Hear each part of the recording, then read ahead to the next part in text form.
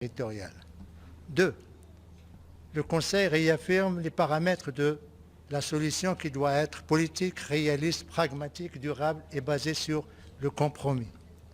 N'en déplaise à l'Algérie et à son proxy, le Polisario, cette résolution signe le 28e acte de décès du référendum, qui est mort et définitivement enterré depuis 2 décennies. 3. La résolution réaffirme également la responsabilité première de l'Algérie en tant que partie prenante principale à ce différend, en la nommant à 5 reprises dans le corps de la résolution et en lui demandant de présenter et de développer sa position afin de faire progresser le processus politique. 4. Le Conseil consacre le cadre des tables rondes du processus politique avec ses 4 participants, ignorant par là même le refus de l'Algérie de reprendre sa place autour de la table ronde. 5.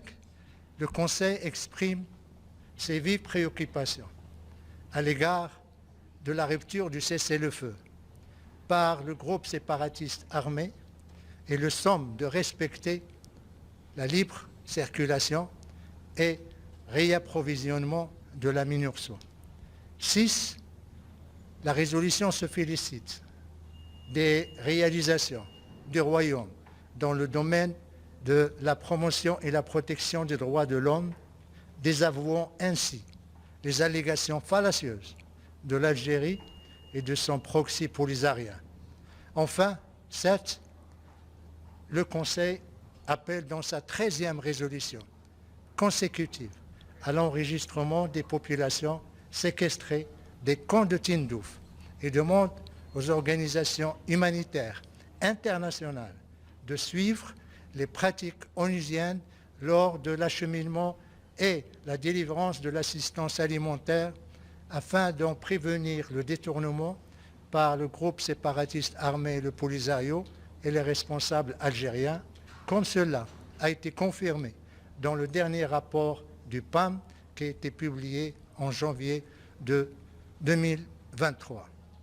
Voilà, je suis à votre disposition pour toute question que vous voudrez poser. Adla, s'il vous plaît. La presse a parlé hier de 4 explosions dans la ville de Smara. Est-ce que vous aurez plus d'informations sur les responsables? Effectivement, comme l'a souligné la presse internationale, les radios, il y a eu 4 déflagrations dans la nuit de samedi à dimanche dans la ville spirituelle du Sahara marocain, dans la ville de Ma'al-Ainin, le grand leader de l'opposition et surtout combattant, qui a combattu la colonisation espagnole. C'est en pleine nuit que ces 4 explosions ont eu lieu. Je vais vous montrer ici. C'est une ville qui est connue pour sa sérénité, pour la qualité de sa vie et surtout pour le pacifisme de ses populations civiles. Les 4 explosions dont vous avez fait mention, madame, elles sont pratiquement dans le même périmètre. Première explosion, c'est dans le quartier industriel. Deuxième explosion, c'est dans le Hay Salam. Troisième, Hay Salam. Et le 4e, Hay El-Wahda. Vous voyez, c'est pratiquement la ville et sa périphérie. Il n'y a aucune installation civile, comme vous pouvez le constater dans la première explosion dans le quartier industriel. Il n'y a aucune installation ou site militaire ni quoi que ce soit. Deuxième, Hay Salam également, vous voyez des bâtiments, vous voyez des rues, vous voyez des terrains vagues. Troisièmement, Hay Salam, vous voyez, c'est les constructions, pratiquement. Et Hay Nahda également, vous voyez des bâtiments, des rues. Ben, c'est dans ces quartiers que ces explosions ont eu lieu. Nous déplorons malheureusement un martyr, un jeune garçon de 23 ans, qui s'appelle Hamza, qui ne vit même pas là-bas, qui est venu voir sa tante pour demander la main de sa cousine. Il vit en France, dans la ville de Tarbes. Il est venu avec sa mère pour construire un avenir avec la femme de son cœur ou la fille de son cœur. Malheureusement, le destin on a décidé autrement, ou je dirais ceux qui ont organisé, perpétré ces explosions lâches, ignobles, on a décidé autrement. Nous déplorons également 3 blessés, dont 2 dans un état grave et qui se trouvent encore aux urgences à l'hôpital militaire de Laayoune. Immédiatement après ces explosions, qui ont eu lieu pratiquement vers minuit 30, la MINURSO a été avisée. Et comme vous le savez, la MINURSO a également des postes d'observation à Smara. Ils sont venus immédiatement. Ils ont constaté que les explosions ont eu lieu dans des quartiers civils, des maisons civiles, un mort et des blessés civils. Et bien sûr, ils vont faire leur rapport au quartier, ici le headquarter, au secrétariat de l'ONU. Et bien sûr, le Conseil de sécurité sera saisi par ce rapport. Les autorités marocaines, de leur côté, ils ont demandé à ce qu'il y ait, à travers le procureur général, auprès de la cour d'appel de Laayoune, qui a demandé à ce qu'on diligente, la police judiciaire de diligenter une enquête afin de vérifier ou d'identifier les détails scientifiques, mais également balistiques de ces explosions. Le Maroc est un pays légaliste. Pour le moment, nous sommes dans la phase de l'enquête, de la collecte d'informations. Nous n'accusons personne parce que tout simplement, nous attendons les résultats probants de cette enquête. À ce moment-là, nous agirons. Mais nous ne pouvons pas ignorer qu'il y a un faisceau d'indices qui sont là également probants. Les faisceaux d'indices, il n'y a pas un, il n'y a pas deux, il n'y a pas trois, il y en a plusieurs, et qui versent pratiquement vers la même direction qui s'est prononcée elle-même. Le premier indice, c'est le communiqué qui a été publié par le groupe séparatiste armé, le Polisario. C'est le communiqué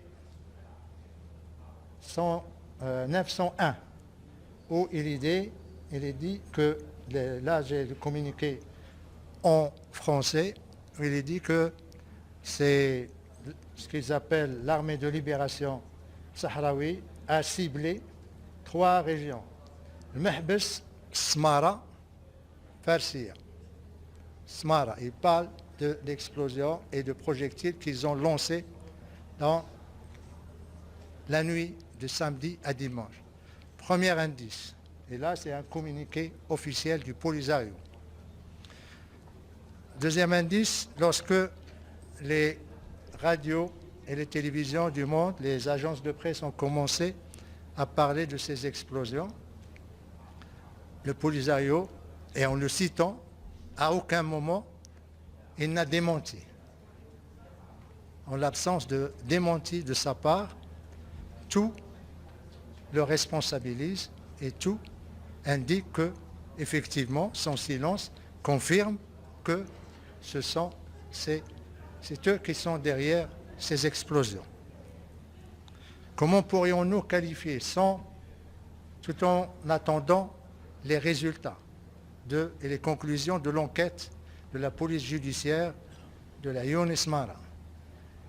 Nous savons que le droit international, le droit humanitaire international, les résolutions des conseils de sécurité qualifient toute attaque ou tout ciblage des civils ou des villes civiles comme acte terroriste, comme acte de guerre. Et bien sûr, ça suppose des conséquences et des responsabilités. Pour le moment, tout ce que nous pouvons dire, c'est que ces attaques ou ces explosions, cette victime innocente, que j'appellerai Shahid, qui a attristé tout le Maroc, ne resteront pas impunis. Les responsables devront assumer leurs responsabilités juridiques, mais également politiques.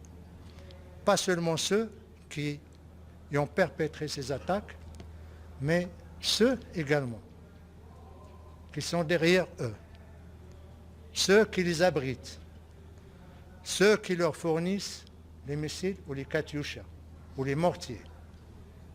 Parce que tout simplement, quand il y a une déflagration, ça laisse des traces.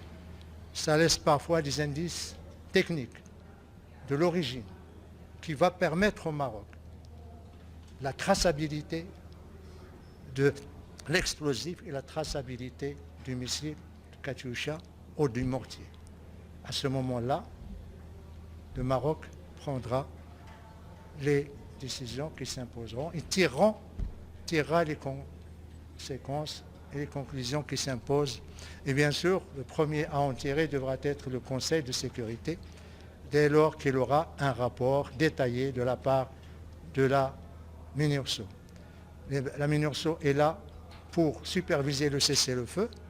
Le cessez-le-feu a été rompu il y a maintenant 2 ans, quelques mois. Il y a une responsabilité et nous attendons à ce que ce rapport soit rendu public par les Nations Unies afin que tout le monde sache qui cible les civils, qui tue les innocents, qui déstabilise la sécurité dans la région et qui risque de provoquer des drames sur l'ensemble d'un embrasement de la région. Tout le monde doit savoir ça et la communauté internationale, bien sûr, doit juger de ce qui s'est passé. Nous faisons confiance à la MINURSO, nous faisons confiance au Conseil de sécurité pour décider et bien sûr le Maroc tirera, comme je l'ai dit, la responsabilité qui s'impose après cet acte que je qualifierais d'ignoble et d'acte terroriste. C'est de négocier qu'avec les Algériens. C'est pas que nous insistons, c'est pas nous qui insistons pour négocier avec les Algériens, parce que nous sommes dans notre Sahara. Et l'Algérie assume une responsabilité. Elle assume une responsabilité historique, politique et juridique. Historique, parce que l'Algérie qui a créé le Polisario, c'est l'Algérie qui l'héberge, c'est l'Algérie qui l'arme, c'est l'Algérie qui le finance. Et c'est l'Algérie qui lui a permis de autoproclamer sa chimérique république. Et c'est du territoire algérien que viennent les pick-up et les voitures lourdes avec des canons de toutes sortes. Donc il y a une responsabilité politique, historique. La responsabilité juridique, c'est les actes qui sont perpétrés. Au Sahara marocain, il n'y a pas que le Polisario qu'on est responsable. Le droit international est très clair. Tous ceux qui aident un groupe armé devront en assumer la responsabilité, surtout que l'Algérie, dans le seul camp de réfugiés dans le monde où l'autorité, la souveraineté pratiquement est confiée à notre entité, autre que l'entité algérienne. Politique. Politique, on se rappelle que l'accord de Madrid a été signé le 15 novembre 1975. Imaginez-vous que 4 jours après, le ministre des Affaires étrangères algérien est venu voir le secrétaire général pour lui dire qu'il rejette l'accord. De quel droit il le rejette?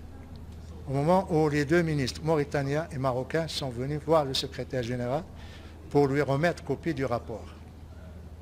Le lendemain, et là c'est documenté dans le rapport du secrétaire général, l'Algérie envoie une note, la mission permanente, pour dire que, voilà, suite à cet accord, les parties concernées et intéressées, les deux termes, concernés et intéressés, sont l'Espagne, pas le